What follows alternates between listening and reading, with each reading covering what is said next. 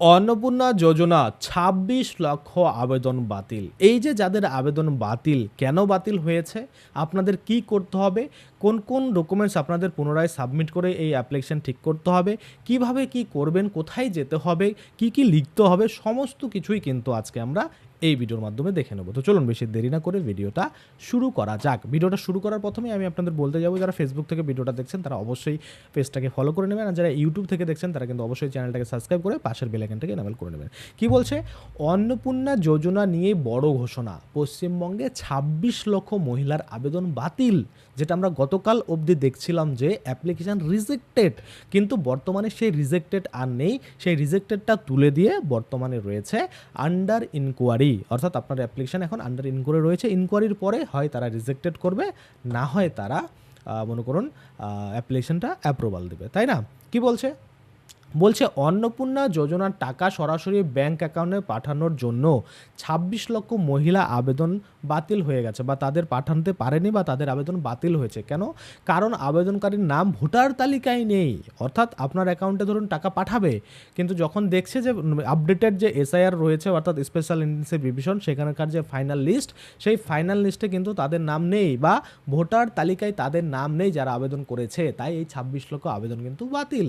কেন বাতিল হলো? দেখুন, ভোটার তালিকায় নাম নেই, ভুল বা অসম্পূর্ণ তথ্য দিয়েছে, ব্যাংক অ্যাকাউন্টের তথ্য ভুল রয়েছে, বা ডিবিটি লিঙ্ক ঠিকঠাক নেই, ইনঅ্যাক্টিভ এরকম রয়েছে, বা ব্যাংক অ্যাকাউন্ট ইনঅ্যাক্টিভ রয়েছে, প্রয়োজনীয় নথির অভাব রয়েছে। ধরুন আধার কার্ড আপলোড দিতে বলেছে, আপনি অন্য কিছু আপলোড দিয়ে দিচ্ছেন, সেক্ষেত্রে কিন্তু এই আবেদনগুলো বাতিল হয়েছে, যেটা ২৬ লক্ষের মতো কিন্তু বলা হচ্ছে। আচ্ছা, আবেদন বাতিল হলে আপনাদের তাহলে করণীয় কী?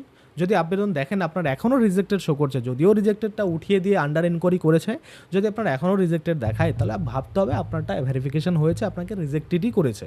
কি বলছে? নিজের নাম ভোটার তালিকায় আছে কিনা যাচাই করুন। এটা কিন্তু ফার্স্ট প্রায়োরিটি।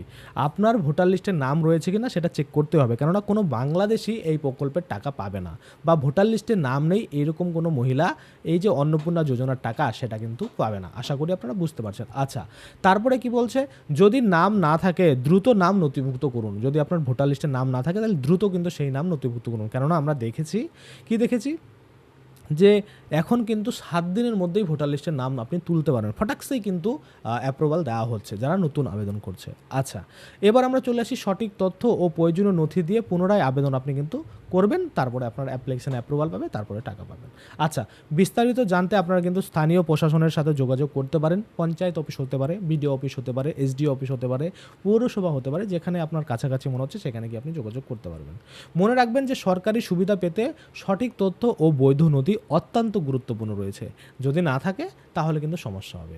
শুভেন্দু অধিকারীর বক্তব্য, বা আমাদের যে মুখ্যমন্ত্রী রয়েছে ওনার বক্তব্য যদি আপনারা দেখেন, যে সরকারি টাকা কোনোভাবেই অভারতীয়দের দেওয়া যাবে না। অর্থাৎ যারা ভারতীয় নয় তাদের দেওয়া যাবে না। যারা ভারতীয় নন তারা এই যোজনার সুবিধা পাবেন না, আর যারা ভারতীয় তাদের নাম কোনোভাবেই এই যোজনা থেকে বাতিল হবে না। এটা কিন্তু ক্লিয়ার। সে আপনার রিজেক্টেড দেখাক, আন্ডার ইনকোয়ারি দেখাক, আর অন্য কিছু দেখাক, আপনার কিন্তু অবশ্যই অ্যাপ্লিকেশন যদি যোগ্য হয়ে থাকেন তাহলে অ্যাপ্রুভাল পাবেই পাবে। আশা করি আপনারা বুঝতে পারছেন। এবার কিছু কিছু স্ট্যাটাসের মানে আপনারা অনেকেই জানেন, অনেকেই জানেন না। কেমন? ধরুন আপনার অ্যাপ্লিকেশন স্ট্যাটাস দেখাচ্ছে পেমেন্ট ফেলার, তাহলে কি আপনাকে আবার কিছু করতে হবে না? আপনার অ্যাকাউন্টে যদি টাকা না ঢুকে পেমেন্ট ফেল হয়ে যায়, তার মানে বুঝতে হবে আপনার অ্যাপ্লিকেশানে অ্যাপ্রুভাল পেয়েছিল, কিন্তু যখন টাকাটা ঢুকাতে চেয়েছে, টাকাটা মনে করুন পাঠিয়েছে, তখন আপনার অ্যাকাউন্টে সাকসেসফুলি ঢুকতে পারেনি, যার জন্য কিন্তু অ্যাপ্লিকেশানটা রিজেক্টেড হয়ে গেছে, এবং রিজেক্টেড নয়, পেমেন্ট ফেল হয়ে গেছে, এবং পেমেন্ট ফেলড হয়ে যাওয়ার পরে আপনার যে টাকা সেটা কিন্তু রিভার্ট হয়ে গেছে যে তিজারে রয়েছে সেখানে। তো আপনাকে করতে কি হবে? এখন আপনাকে করতে হবে যে আপনার ব্যাংকের সাথে যোগাযোগ করে ডিবিটি লিঙ্ক রয়েছে কিনা, ব্যাঙ্ক অ্যাকাউন্ট ইনঅ্যাক্টিভ রয়েছে কিনা, ডিবিটি লিঙ্ক ইনঅ্যাক্টিভ রয়েছে না, এগুলো চেক করতে হবে। কেওয়াইসি আপডেটেড রয়েছে কিনা, সমস্ত কিছু আপনার A to Z আপডেট করে নিতে হবে।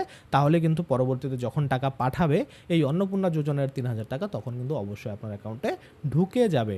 আশা করি আপনারা বুঝতে পারছেন। তাহলে আপনি কোন ডিস্ট্রিক্ট থেকে ভিডিওটা দেখছেন, আপনার অন্নপূর্ণা যোজনার টাকা অ্যাকাউন্টে ঢুকেছে কিনা অবশ্যই কিন্তু কমেন্টে জানাবেন। তো চলুন আজকের জন্য ভিডিওটা এখানে শেষ করছি। ধন্যবাদ।